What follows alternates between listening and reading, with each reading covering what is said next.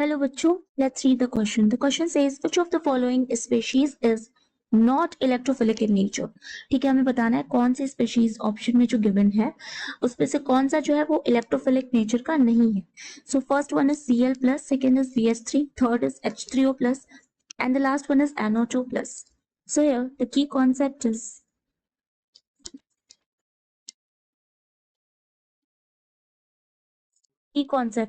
electron deficient species. Electron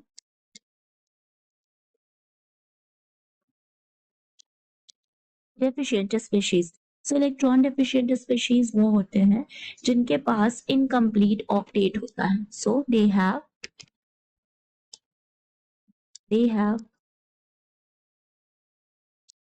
incomplete octet, that is, and ये neutral species भी हो सकते हैं एंड ये पॉजिटिवली चार्ज्ड स्पीशीज भी हो सकते हैं. तो दे कैन बी न्यूट्रल और they can be positive charge.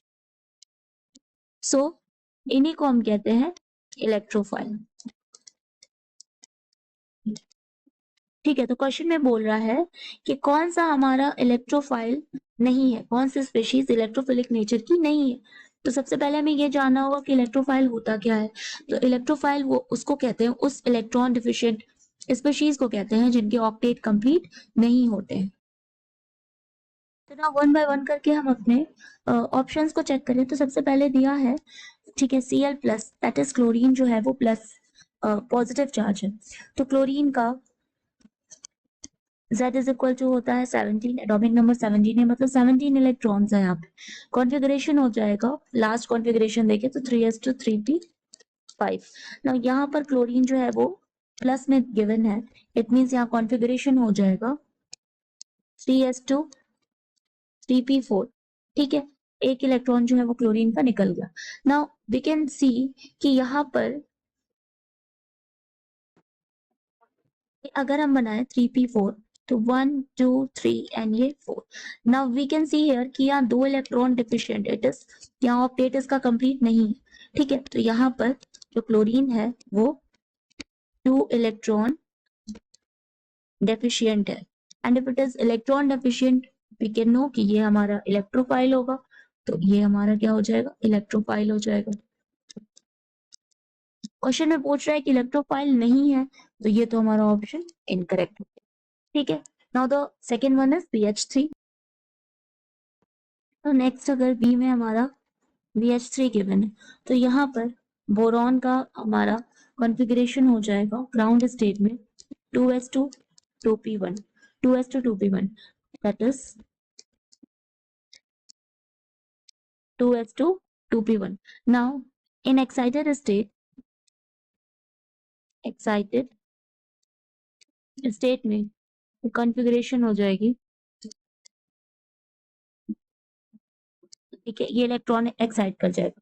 Now in BH3, अगर BH3 की बात करें, एक हाइड्रोजन, ठीक है, ये इलेक्ट्रॉन्स आ गए हमारे 3 हाइड्रोजन के से.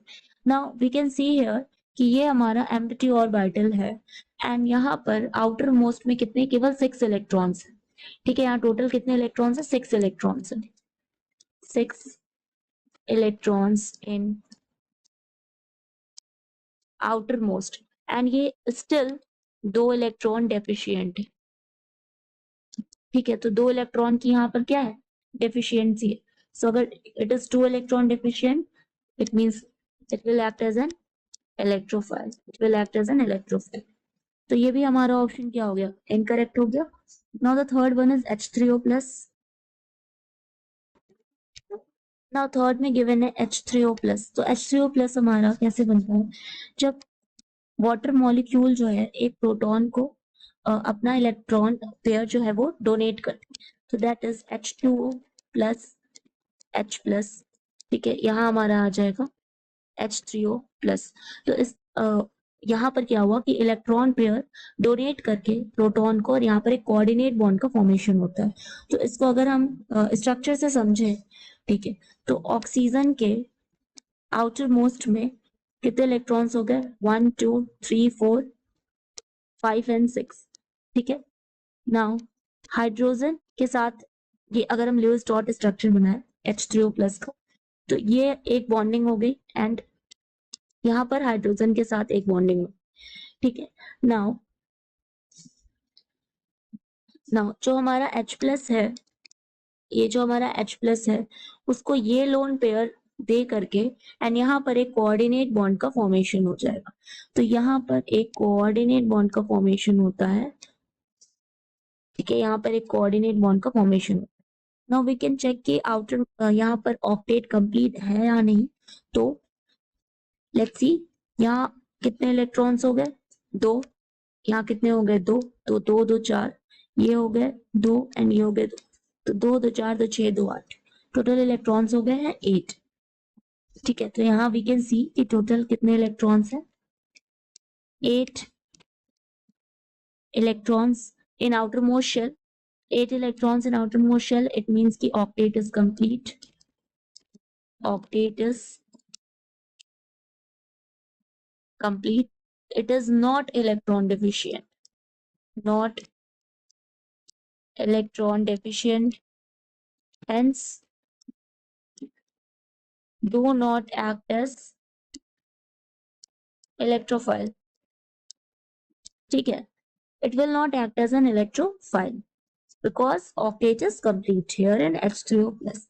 को हम बना सकते हैं इस स्ट्रक्चर को H3O plus का हमारा, that is O H H H and ये positive charge, this is H3O plus.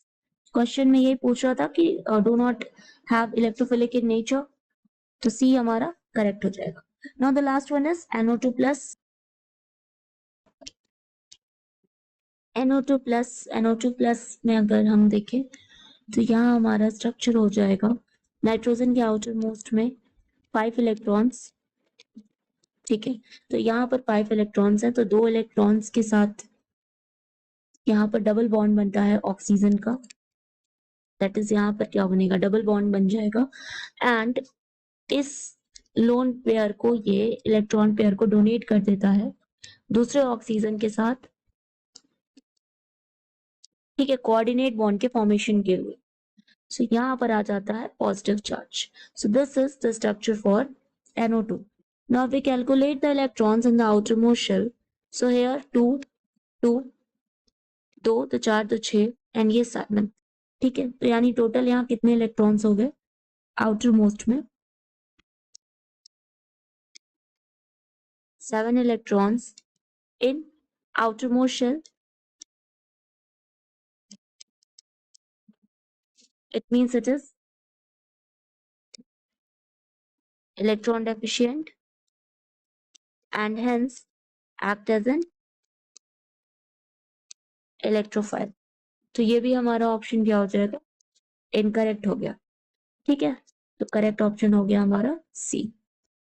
So the final answer is C. Hope you understand it well. Best of luck.